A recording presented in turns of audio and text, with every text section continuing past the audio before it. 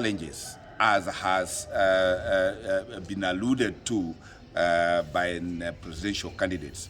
I want IEBC chairman to be candid enough, to be honest enough, and admit where there are challenges. I do associate myself with the Azimio presidential candidate in demanding that we get a register of voters availed to all candidates, and we should not be treated to this theater and drama that there is no register. There cannot be an election without a register. And the earlier this was printed, availed to the candidates, the better.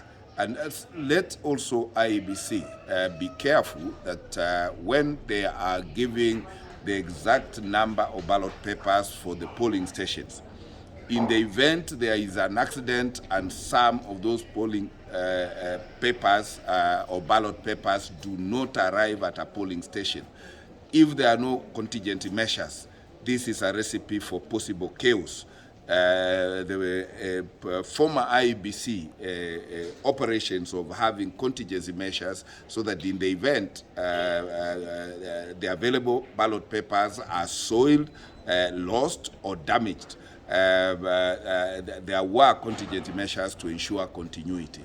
We are better off having standby ballot papers than having none. Cases of abuse of such extra ballot papers is a thing of IEBC's administrative capacity and skills.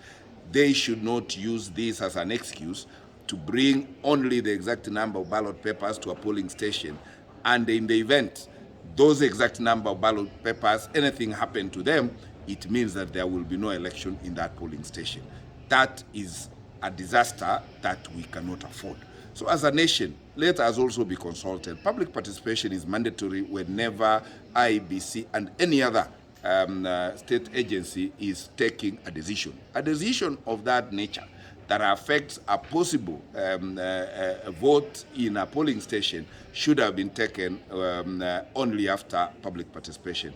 If I were back in my chambers, we would have done a public interest petition asking IEBC, since when did they start lording over the Kenyans the rules of the game?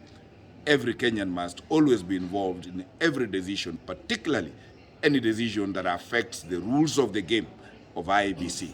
They can only and should only be changed after serious public participation.